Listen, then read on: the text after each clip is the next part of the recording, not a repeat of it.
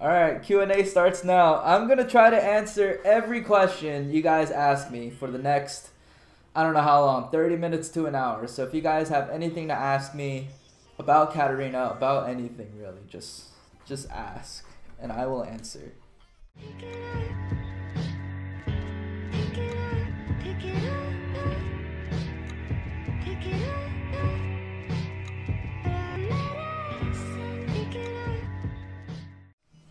Dark, Harvest, Electrocute, or Predator. So I've tried all three, obviously, and they all have different game plans. So Dark Harvest is for scaling. Electrocute is for early game, like pressure, like solo kills and stuff like that. It's really good with Electrocute. Predator is mainly just for like priority and roaming, so it really depends on your matchups and stuff like that. So I would say, in my opinion, I still like Electrocute because early game is super like important, and you want to like be able to pressure as early as possible so that you could start roaming around the map and shit and all that good stuff. Harvest is just a consistent way to make sure you're strong in the mid to late game. But the thing is, like, it's kind of a gamble because sometimes you won't be able to stack it up and you'll be weak regardless. But if you find yourself skirmishing a lot, Dark Harvest is good. And if you know your matchups well, you shouldn't really have too much problems with your lane. Electrocute, since you only need to proc 3 spells, you can just like proc it like over and over 30 seconds, right? Harvest, you have to get them below 50% health, so that's the tricky part about winning lane with Harvest. That's something you should consider. Predator is not that good for lower elo, but higher elo I feel like it could work out because a lot of people are playing around priority regardless, and people try not to take too many risks. They don't go for a lot of solo kills and stuff like that. They just try to control the lane. As long as I do that with Predator, as long as the matchup's good, I'm able to roam Predator, like, you know, towards my jungler whenever he needs me and stuff like that. You most likely be there first. Hey, I watched Europa.gg and saw that you're running Predator on Cat. I tried it and it's actually amazing. Hard carry 3 games in a row. Yeah, it's pretty fun. I actually found it from a Korean player called Showmaker who used to main Cat. And he ran Predator a little bit, and like I wanted to try it out too. The Koreans kind of know what to do, right? Have you tried Hail of Blades? No, but it sounds bad. And I tried going through like the auto resets, like early game, like, you know, in practice mode, try to see if I can get my autos as fast as possible. But Katarina autos a lot regardless because of her auto resets, so Hail of Blades isn't really necessary. How long did it take to get out of silver? First season I started bronze. And then, like, I didn't really try, right? But second season, I got gold. So I kind of just skipped straight through silver. But silver, you just need to have good lane mechanics. Know how to, like, pressure the map and push your lead. Like, with Katarina, all you really need to do is, like, work on your laning, work on your matchups, get solo kills. And from then on, like, try to work on a little bit of macro, but focus on making picks, taking advantage of mispositioning, stuff like that. That's what helps you get past, like, the low elo ceiling. How do you deal with aftershock mids like Lissandra and Galio? I mainly just... Okay, so Lissandra is actually exploitable. You can poke Lissandra out, make her use her resources like mana and stuff like that, and you'd be fine. As long as you have somewhat sustain, like from pots or whatever, you can actually win against the Lissandra lane. Yeah, she'll Q, but if she Qs the wave, you have like a little window of opportunity to like jump in and try to hit her with electric Q, stuff like that. But aftershock is the annoying part, so I would suggest you like Q, eat W, pick up both daggers on her, and then just jump out before she can like hit you with another Q. Galio is kind of hard because like if you get into his range, he'll hit you with the taunt, hit you with everything else, right? So Galio lane, it's kind of just like priority. Maybe get some poke in like every now and then, but just try to find opportunities where you can push lane and then try to like roam around the map. How do you lane against Diana, Fizz, and Yasuo? I literally always fail those lanes. It's a lot about just cooldowns. For the harder lanes, it's a lot about cooldowns. If Yasuo uses his wind wall, if you can force it out somehow, you're good. If Yasuo is standing way away from your minion wave, that's also good. Freeze in front of your tower a lot for those kind of matchups, melee matchups that are hard to like actually, you know, trade with and go up against, because you'll be a lot safer then, and it'll allow you to trade a little bit easier closer to your tower. Just try to get the wave frozen in front of your tower. Diana, just watch out for W. Fizz, watch out for his E. If he Q W's you and you're way too pushed into the lane, you most likely just want to stay back instead so you don't get QW'd, so he doesn't have too much to work with. always have something to jump back to. Fizz ulti, yeah, always stand, like, let's say the minion wave is here and Fizz is here and you're here. Since you have that Shunpo to like dodge the fish, try to position yourself that way where you're able to jump on something at a completely different angle so you could dodge his fish.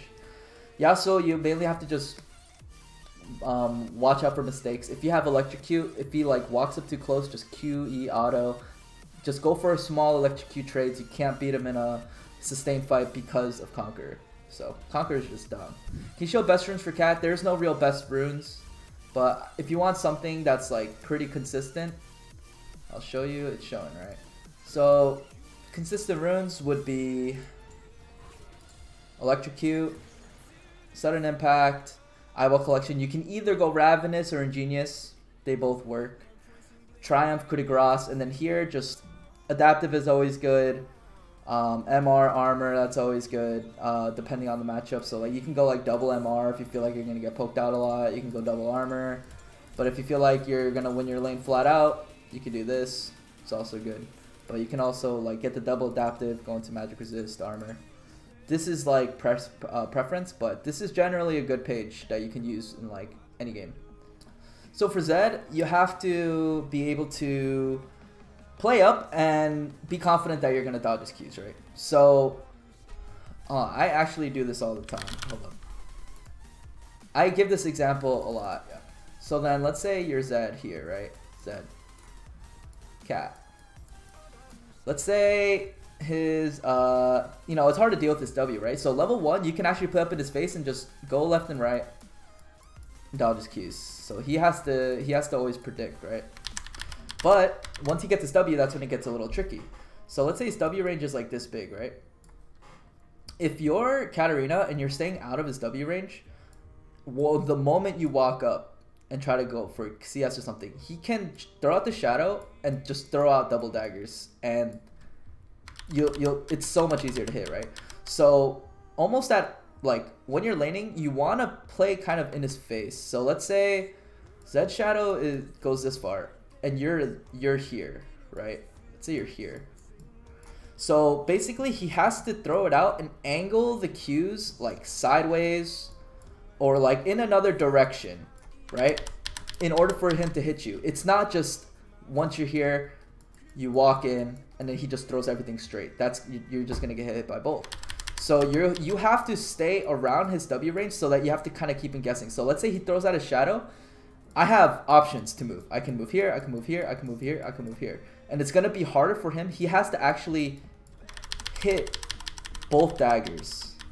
Like, pinpoint exactly where he's going to hit. Like, so if I'm here and I move upwards, he's going to miss both potentially, right? You want to stay within his range so that he has to throw out his Qs in different dimensions rather than just straight.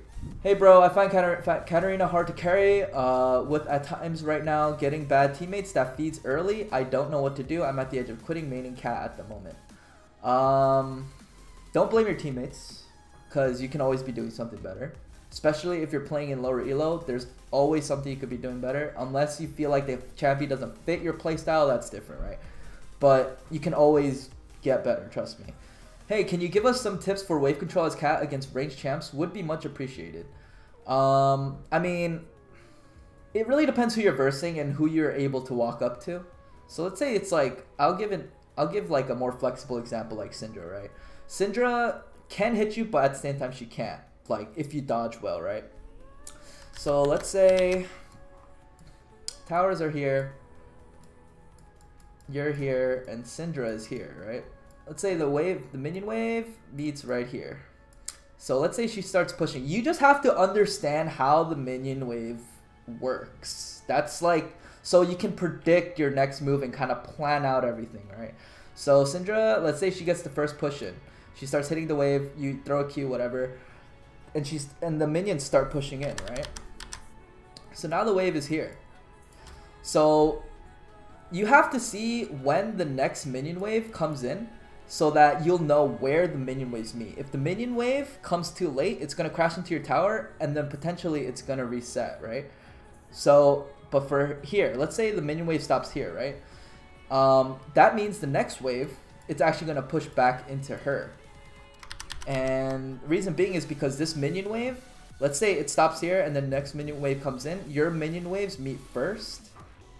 And then it's going to start pushing into her, and then it's going to start having that similar situation like on her end, right? But this is just one situation out of many. But yeah, your minion waves are going to meet first, going to be a bigger wave. They die faster before her minion waves come in because it takes some time to travel here. And then it's going to start pushing into her. And at that point, you either want to hard shove this lane so that it crashes into the tower so it resets so she can't freeze it. Obviously, you don't want her to freeze it because Katarina is a melee champion. That puts it in a really bad spot. So let's say the minion wave ends up staying here and your wave's a little bit bigger than hers. You want to see where the next minion waves are, when they're going to come in. And then you get to see, like, you can predict it. So let's say the minion wave is already making its way like 3/4 down the lane already. You don't want to hard shove this, because if you hard shove this, then it's gonna meet here because it's already coming in. So these minions are gonna be closer to stopping your minion wave from pushing. So what you want to do is you could wait for the minion waves to meet again in the middle and then hard shove. It'll give her less incentive to like poke you out because there's so many minions that she has to farm anyway. And you hard shove that, then it's gonna start hitting her tower, and then it resets the situation. Minion wave comes in, it might like freeze right here, but the minion wave is gonna start gathering up on her end and it's gonna push back into you. So it's almost like a rhythm that you have to kind of predict, and you have control of this rhythm as long as you understand where and when your minion waves come in. Some people like walk this way so that the minions kind of aggro to the right so that the tower doesn't aggro, and then they freeze the wave there. And it's only going to get frozen for like one wave, just because that's how mid lane works, right? So use it to your advantage, learn to freeze wave, take advantage of those times where you freeze wave. If you feel like, if you have a big wave pushing into her, she's going to be stuck under tower farming the wave, and that'll be your chance to roam.